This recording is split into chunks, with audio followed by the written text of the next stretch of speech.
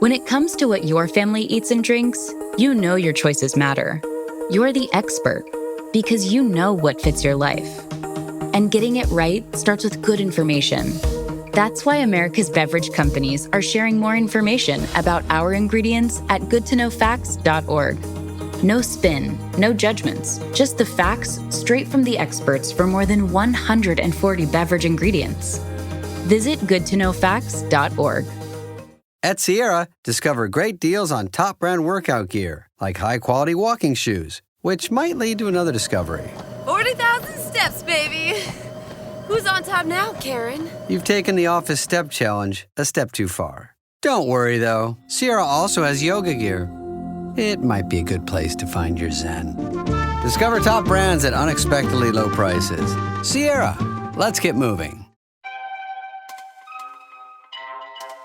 The Last Show with David Cooper, where we utilize non-linear reverse, inverse, backward thinking protocols.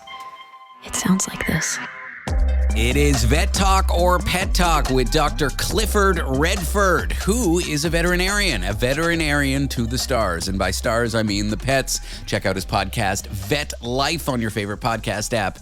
Cliff, if only dogs could talk, whatever would they say? Welcome to the show also. They do talk. Thank you. They do talk. If only we would listen. Give me some food. Take me for a walk. Pretty much. I got to go to the bathroom. Pretty much. People are always like, I wish my pet could talk. Like, what would he say right now? What would she say right now? I'm like, dude, it's a pet. He would say, like, pay attention to me, leave me alone, give me snacks. Rub my I got to belly. go to the bathroom. No, I don't want to get neutered. No, I don't want to get neutered. Give me my toy. I want my toy. Why won't you give me my toy? 3-year-old. It makes me crazy. Yeah. Yeah. So it's not like your pet's going to come out with like a paper that could be published in a physics journal, you know. Regardless, I'm always curious what my cat's thinking. I'm sure dog owners are curious what their dog is thinking and perhaps barking. And why not use AI to try to figure that out? Boom! There's the story. Amazing. Yes. So the story comes out of University of Texas, Arlington. A computer scientist by the name of Kenny Zhu. When I first read the title, and it was like, scientists are utilizing AI to understand canine language, I'll be honest, I passed on it. You balked. You balked. I barked? I balked. Balk. Oh, balked. Right, You right. balked. Ah, B-A. LK, that's a pitching reference, right? Go Jays. No, is it? I don't know. Yeah, when the pitcher fakes a throw and actually is like turning to throw to first base. It's like a feint. They call it a balk.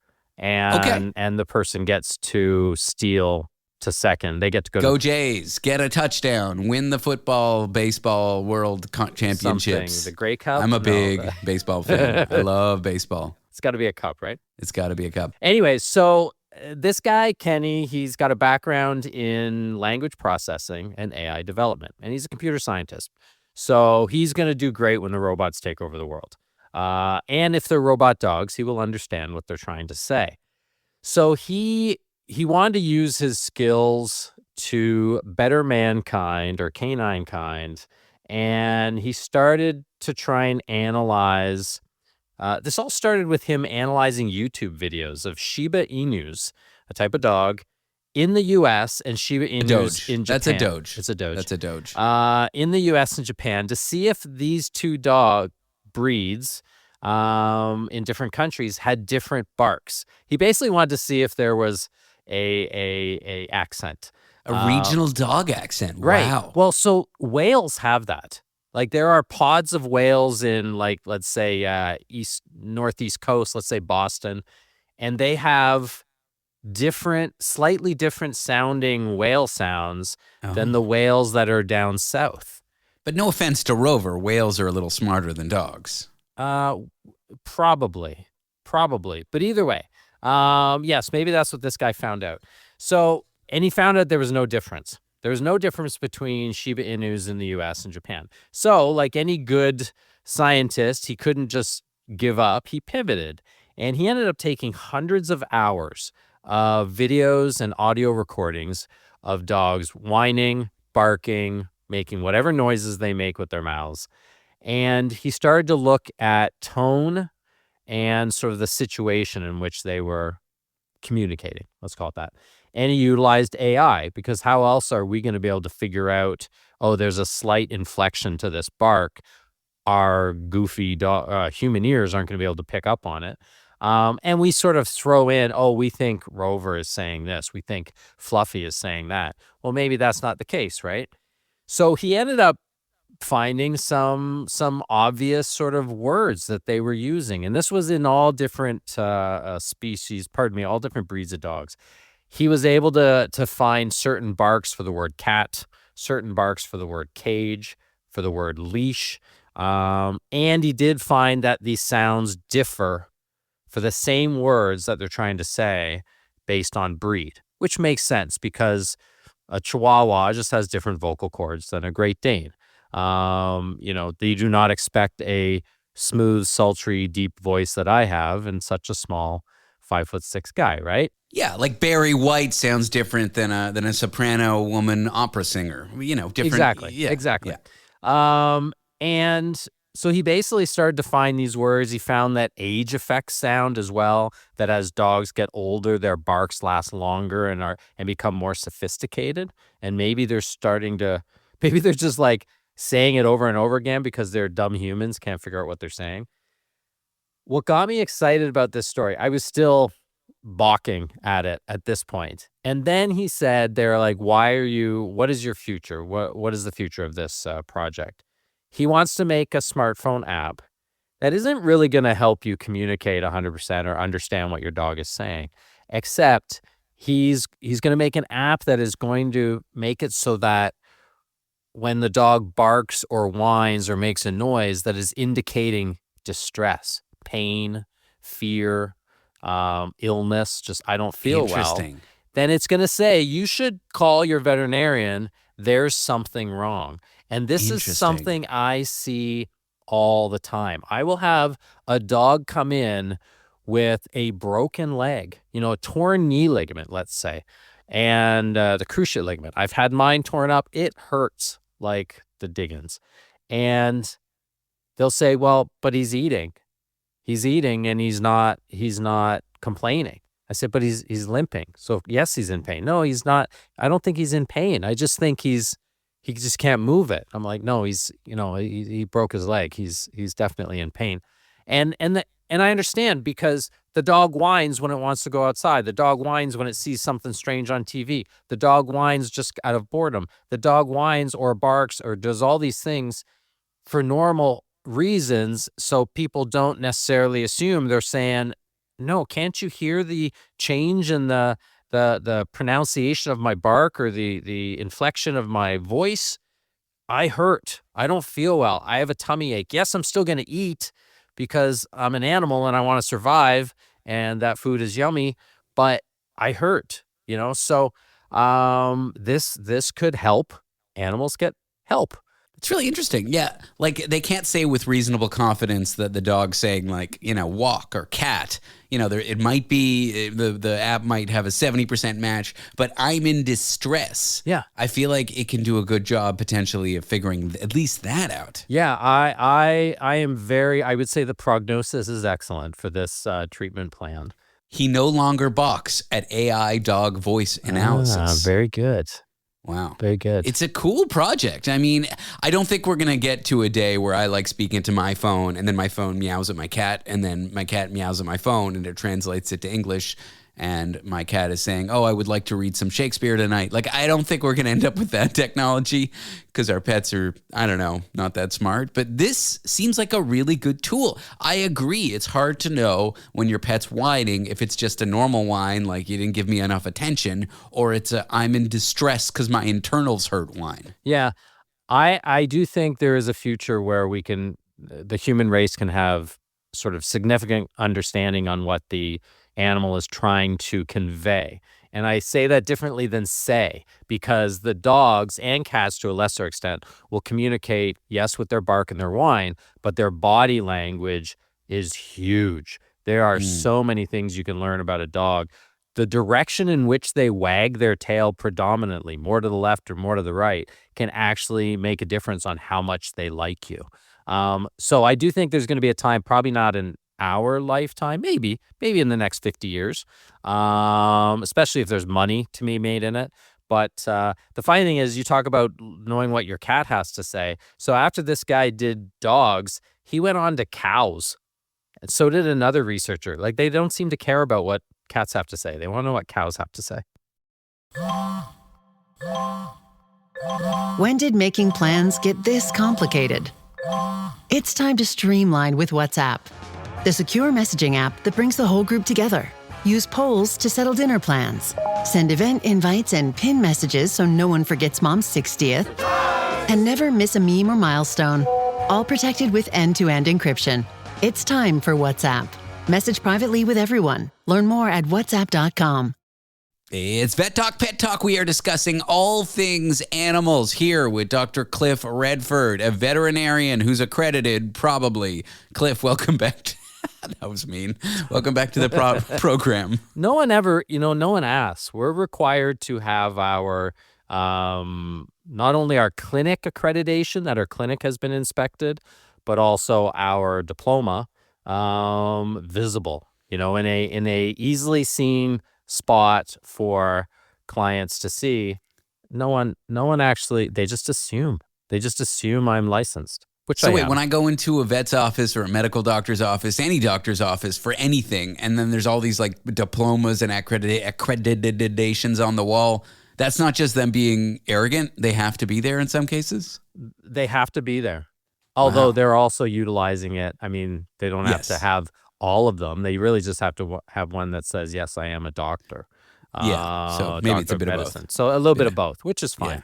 What does that say? That mine is not easily displayed. I mean, I don't even introduce myself as Dr. Cliff these days. I just say, hey, I'm Cliff. Nice to meet you. Yeah. And that's to the dog. And then I don't understand what it says to me. How dare you? You don't call me Dr. Redford, puppy. That's right. Okay. I do feel like there's a lot of fear mongering around fentanyl in drugs and it being this moral panic and it killing everyone. And I want to put all the politics of that aside. But the fact is, this drug has hit the market. Drugs that people don't think are fentanyl can be contaminated. It can poison them. It can kill them. It can cause them to overdose. And you've got to get some intervention there. Like, I think in the U.S. we call it Narcan. I don't know what it's called in Canada. Narcan A. Narcan A.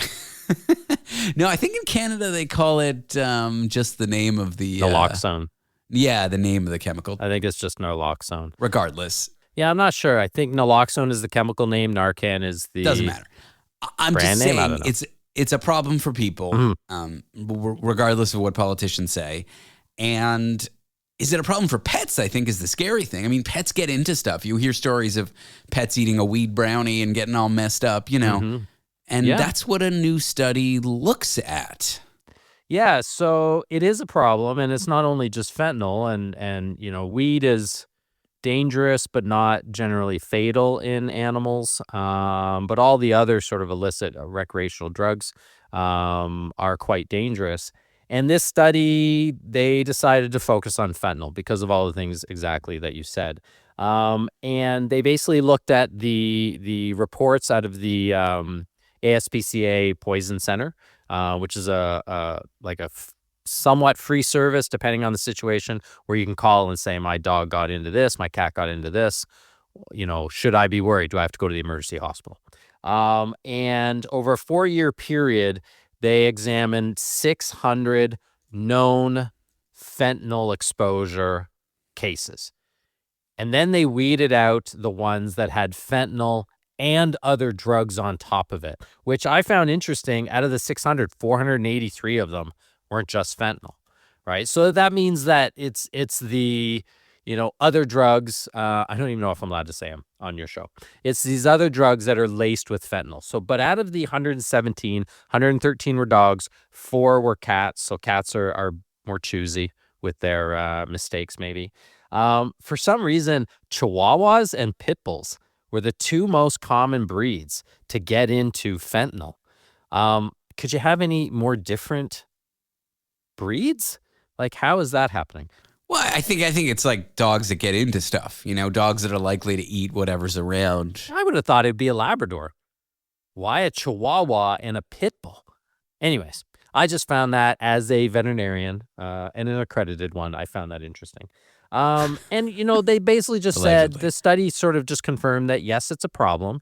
And, the symptoms can be anything from unusual vocalization. If you listen to the last segment, I wonder what AI will think of that one day. The app will say, your dog is high. That's why it's speaking Swedish. Ataxia, which is like sort of muscle incoordination, low temperature, low resp rate, severe lethargy, even eventually sort of coma, and it can be fatal. So they basically said, keep all your drugs away from your animals and recognize they get into them. And you know what the treatment is for a dog that gets into fentanyl and has to be rushed to the veterinarian? Is it Narcan? It's Narcan. Yeah. Yeah, so it's the same thing. So I am waiting for the next sort of New York style cop show or street drama where the guy is dying from a narcotic overdose and they don't have any Narcan, so they kick down the door of a veterinarian clinic and get it from there. Don't quit your day job and become a TV writer, Cliff. Okay. Well, maybe actually do quit your day job and be a TV writer. Come on, But are you telling me you wouldn't watch that? no, I've actually watched a documentary about you and your veterinarian and your travels, and I loved it. So maybe I take that all back. But this plot line, dump it. That's all I I'm saying. appreciate that. And that was a reality. That was a real story. So I didn't actually write that. Maybe I'll just stick with nothing's more real than actual reality, right? So it was, you know what? The thing about fentanyl is fentanyl was used quite commonly in the animal world about 20 years ago, both as injectables, even as patches. You can send your cat home or your dog home with a major orthopedic surgery, and you'd shave the fur behind their neck so they couldn't get at it, and you stick this nicotine-like patch to it that had this slow-release fentanyl.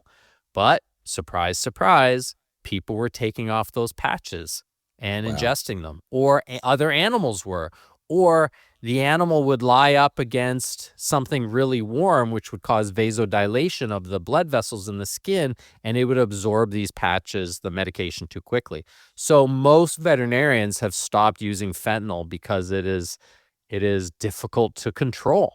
And now it's just an issue as far as sort of illicit use. Don't do drugs. Don't do drugs that aren't tested.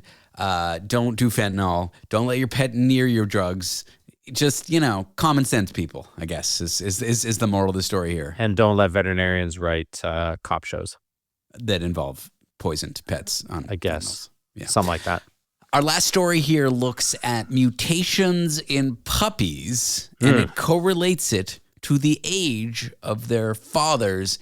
What can we learn about an older dog being a father to a puppy versus a younger dog being a father to a puppy? I think what we learn is that they reach a golden years age and they shouldn't be breeding anymore. So this study was looking at these things called novo mutations or new mutations. And what that is when you get a puppy and you compare the genome of the puppy, so the genetic sequencing of the puppy, every single gene in that, every single piece of DNA should either be coming from the father or the mother, right? That's how genetics works. So if they find a gene sequence that is unique, that is new, that is novo, they know that was a mutation. And it goes on to all these different reasons why it happens and these on-off signals that happen in dogs that aren't as sort of common in people or other species. But basically, the older the father out of the breeding father and mother for these dogs, the older the father, the more likely these novo mutations occur. Now, the interesting thing is some of these mutations are bad. We don't really know, right? You're rolling the dice. And if you get snake eyes, you're in trouble. Some of these things are really bad, but some of these mutations could be good. Novo mutations is how evolution occurred. It's even how specific breeds were created.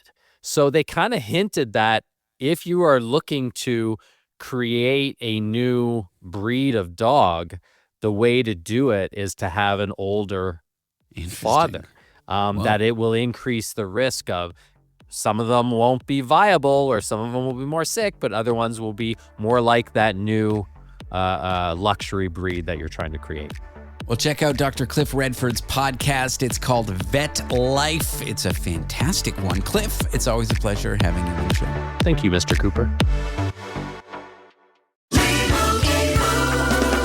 Doug. Here we have the Limu Emu in its natural habitat, helping people customize their car insurance and save hundreds with Liberty Mutual.